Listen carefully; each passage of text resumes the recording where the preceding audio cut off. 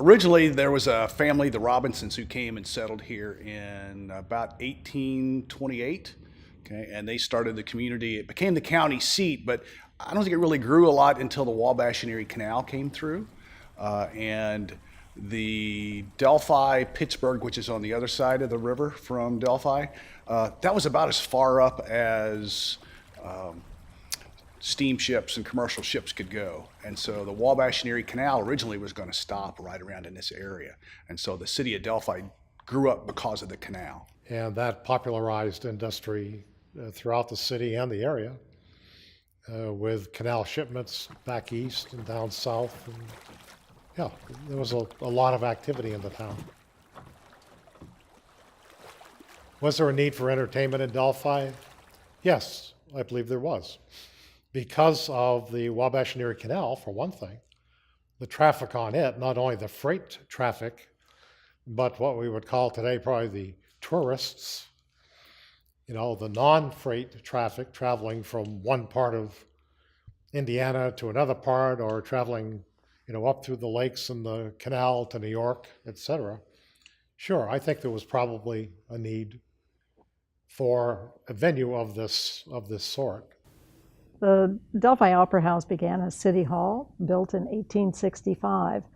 There were a couple of gentlemen in town, two business owners, Asian and Ruffing. They joined together to build this first big commercial building on the east side of the courthouse square. Had 3 commercial bays downstairs. Second floor in those days was always kind of the professional area, but the top floor, where we are now, was just one big open ballroom. City Hall was always the name for the recreation facility, for the entertainment, I should say, facility. Yeah, this was never a municipal government building. Hall was the entertainment venue for Delphi in those days. So during the first decades, there would have been dinners and dances and political events and theatrical events. The very first event that was held here was a ball for soldiers returning home from the Civil War. Part of that ball for the returning Civil War soldiers was also a parade, according to the newspaper account, parade around the inside of the floor. John Lathrop is kind of an interesting person. He came with his parents to the area by canal boat back in 1851. And he and his parents kind of paid their passage on the packet boat by playing for the passengers. Lathrop was a cornet player. He was a well-known musician in the area. He had a silver cornet band, Lathrop's cornet band, that toured throughout this area. He was pretty much an entrepreneur from all accounts that we can find. He was a baker and had a bakery first on East Main Street, and then when this building opened, he had a bakery in the area where the ticket lobby is now. He married the woman whose father owned 1/3 of this building. So, that's kind of been in the family, you might say, for a while.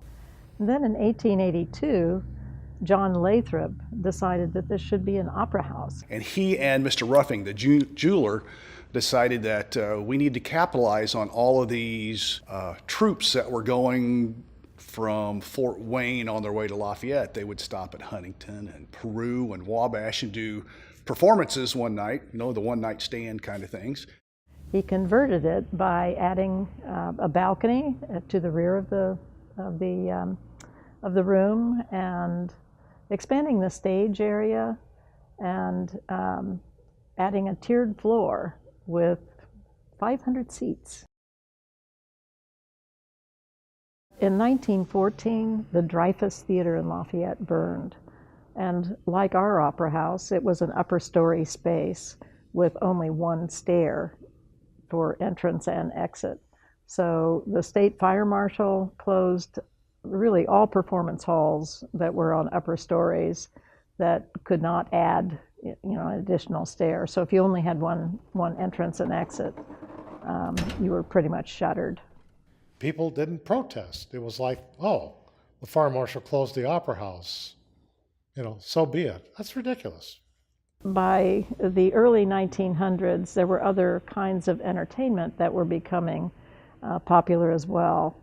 Motion pictures were beginning to come into vogue, and the amount of space that was required to show those was much less in terms of width. I think probably had less of an impact than it would have, had it occurred 10 years earlier.